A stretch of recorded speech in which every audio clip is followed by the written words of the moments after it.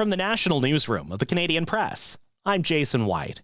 U.S. Commerce Secretary Howard Lutnick has a blunt new assessment of Canada. Quote, "They suck." Lutnick made the remark while speaking at an economic conference in Washington about the Canada-U.S.-Mexico agreement. He went on to claim that Prime Minister Mark Carney has a problem with the U.S., and he criticized Carney's recent outreach to China.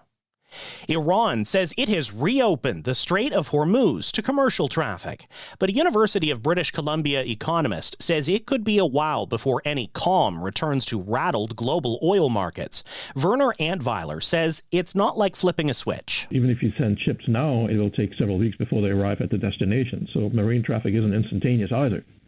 So this backlog will continue, and so there will be continued shortages in some places, especially in Asia. The Strait of Hormuz was all but cut off after the Iran war began in late February.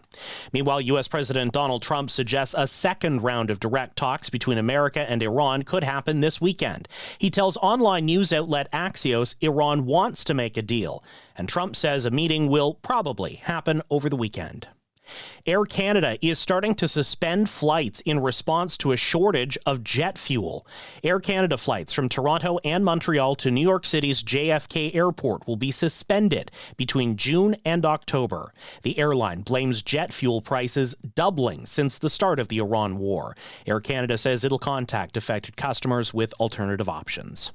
Opposition critics are slamming the Ontario government's purchase of a nearly $29 million private jet for Premier Doug Ford. The Ontario NDP and the Liberals are calling it the gravy plane, saying it's an expense that can't be justified, especially in the middle of an affordability crisis.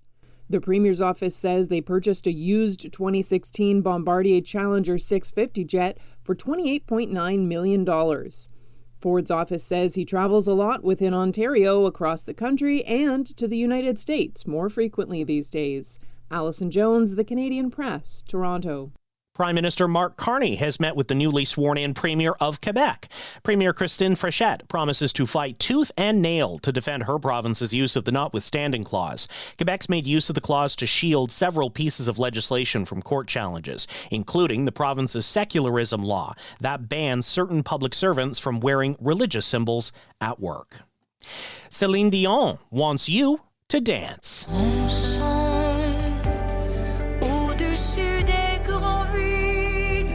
Dansons is Dion's first new song in years. The French-language track is a tender and intimate call for connection in the face of instability. She's set to perform a series of concerts in Paris this September and October. This is the Canadian Press. In sports, Patrick Allvin's mercurial 5-season stint as general manager of the Vancouver Canucks is over. The NHL clubs fired the league's first Swedish GM a day after the end of the Canucks' dismal season. In the PWHL, the Montreal Victoire look for their 7th win in a row as they host the Boston Fleet tonight. Montreal's last 2 regular season games will be on the road against expansion teams Vancouver and Seattle.